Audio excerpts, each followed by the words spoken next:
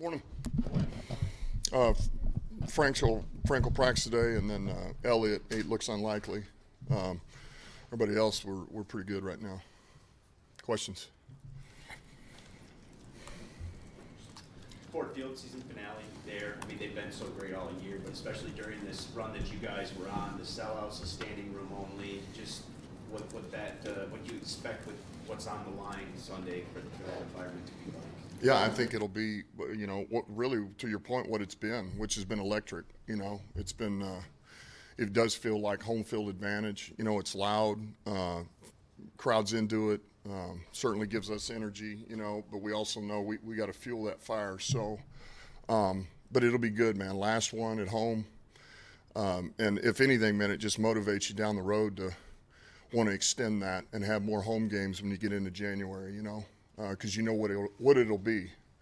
But it's good to be back, man. Last one, let's give them a show. Yeah, I want to ask you about the rookie wall. I guess it's something you hear about sometimes, and you've leaned heavily on your rookies, particularly on the defensive side. Just curious, have you sensed that some of you guys are hitting that wall? Is that something that you've seen over there? No, not necessarily. I mean, it's something that, believe me, we pay attention to and you talk about. I mean, we talk about with them. And, I think the big thing is just consistency and, staying in a routine, stay in our routine. And, you got to take care of your body. You do have to train. You got to hydrate. You got to recover. And you constantly stay on them. And eventually they kind of train themselves. But I would say more times than not, it is a little more difficult on the young guys just because they don't know. But I don't really feel like that our young guys have necessarily hit a wall. But we do guard for it. What was the end of your rookie season like? Did you hit a wall? Well, actually, I ended my rookie year, the last 4 games I was on IR, so I got hurt. So, I'd gotten through 12 games, so that was really like a college season. So I didn't know what that was. But I know that it is different.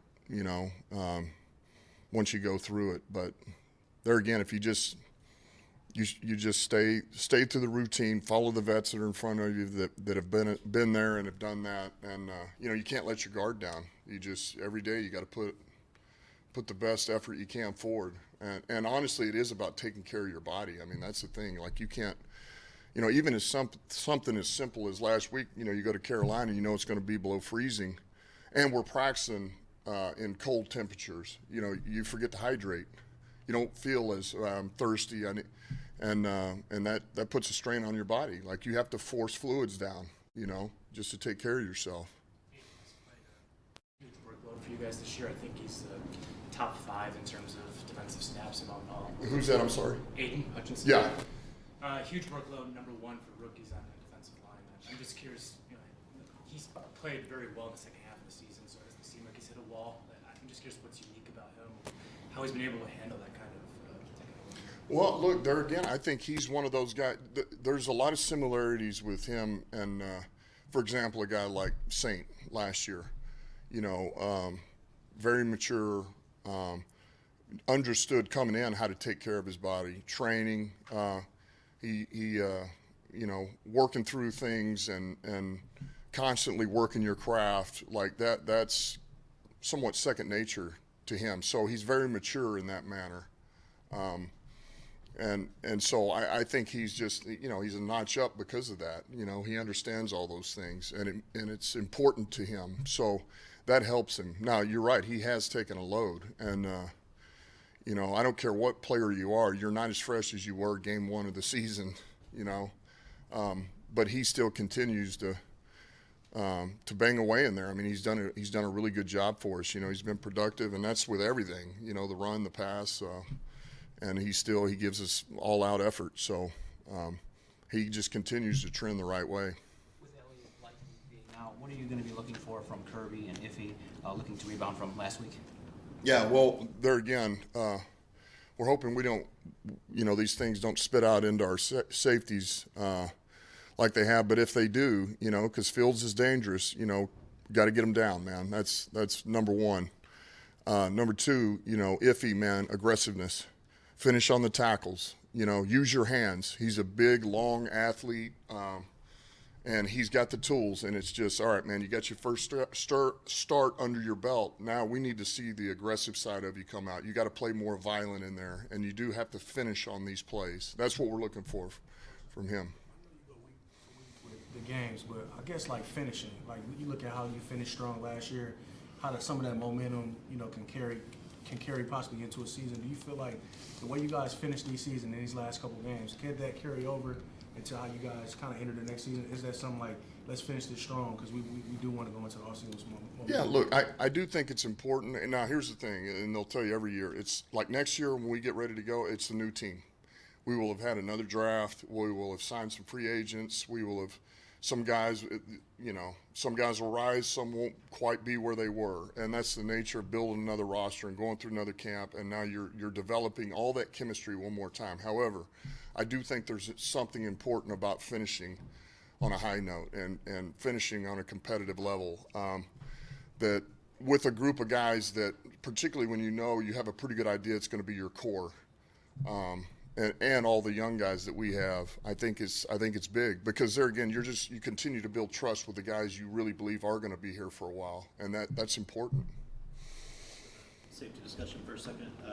You said Melifonwu and Moore would both see time last week. I think CJ only played 2 defensive snaps. Is that something you'd like to get a little bit better balance with this week, or is it better to just kind of stick with one guy throughout it? Yeah, I think more the plan would be to stay with Iffy more this week if we're going to go that route. And here's why. And a lot of that came back to here's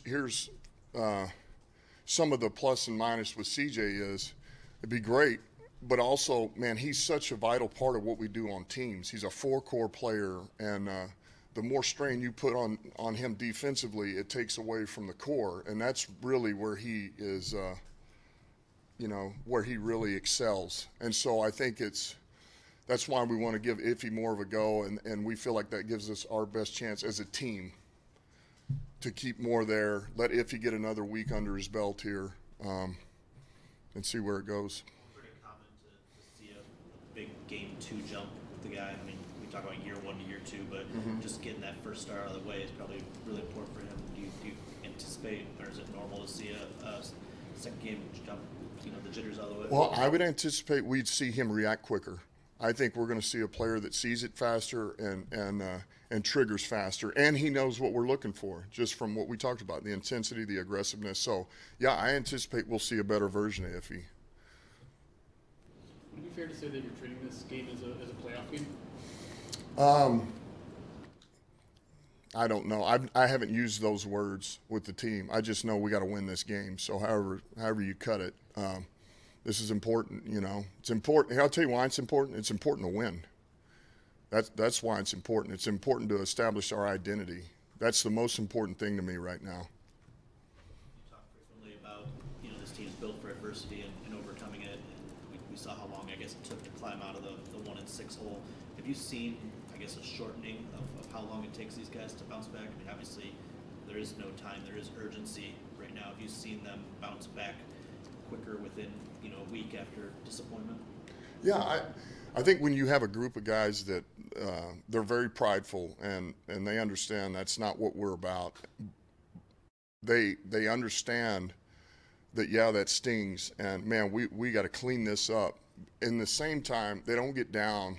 They don't go into the tank. They don't start feeling sorry for themselves. They don't lose confidence, because that's where you get in trouble. It's one thing, man, this just happened. Well, we got to clean it up. But if you lack the confidence, or you can't get out of your own way because you're so disappointed in yourself or down in the dumps, then you can't recover.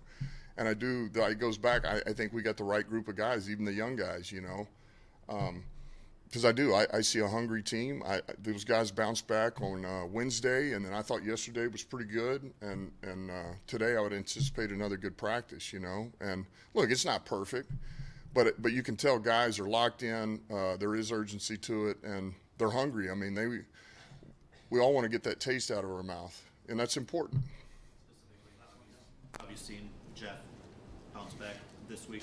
Yeah, look, I think Jeff, he would be one of those guys that I'm thinking about when he's come out like there's been no, man, I'm down in the dumps. He looks like a guy who's like, man, I want to clean this up and I want to get it right, and he has, man. He's come out and attacked the week, which was, man, it's encouraging to see, you know, and we anticipated that. And so he's done that over the last 2 days. Like he wants to, he knows, man, he's ready to go.